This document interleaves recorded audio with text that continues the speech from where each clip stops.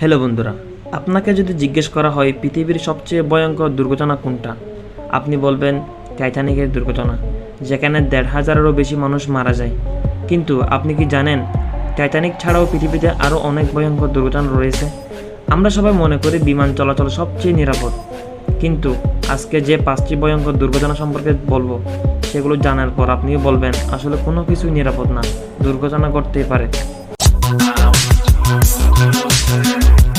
Tenerife দুর্ঘটনা সময়টা ছিল 1977 সালের 27 মার্চ। ঘটনাস্থানটি স্পেনের টেনেরিফ দ্বীপপুঞ্জের টেনেরিফ বিমানবন্দরে। রানওয়েতে দুটি বোয়িং উড়োজাহাজ সংঘর্ষের ফলে 583 যাত্রীর প্রাণহানি ঘটে, তবে প্রাণে বেঁচে যান মাত্র 61 জন।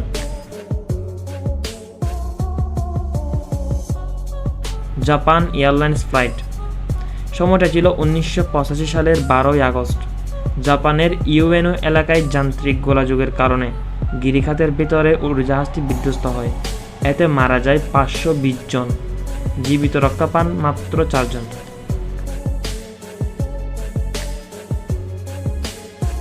হারিয়ানা মধ্য আকাশে সংঘর্ষ 1996 সালের 12 নভেম্বর এই দুর্ঘটনা ঘটে। ঘটনাস্থান ছিল ভারতের হরিয়ানা রাজ্যের চরকি-দাদ্রি এলাকা। সৌদি এয়ারলাইন্সের একটি উড়োজাহাজের সঙ্গে কাজাখস্তান এয়ারলাইন্সের আরেকটি উড়োজাহাজের মধ্য আকাশে সংঘর্ষ হয়। এতে মারা যায় 349 জন।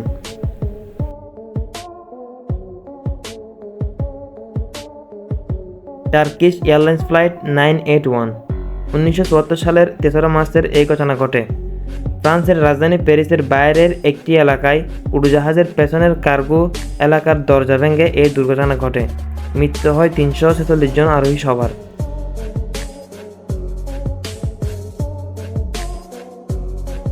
এয়ার ইন্ডিয়া ট্র্যাজেডি এটি 1985 সালের 23 জুনের ঘটনা।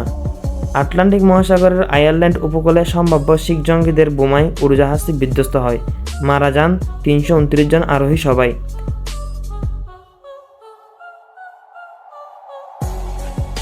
হ্যালো বন্ধুরা, আজকে যে 5টি বিমান দুর্ঘটনা সম্পর্কে জানবেন, এগুলো সম্পর্কে আপনার মতামতকে অবশ্যই কমেন্ট সেকশনে জানাবেন এবং এরকম ইনফরমেটিভ ভিডিও পেতে অবশ্যই আমাদের চ্যানেল সাবস্ক্রাইব এবং ফলো দিয়ে রাখবেন।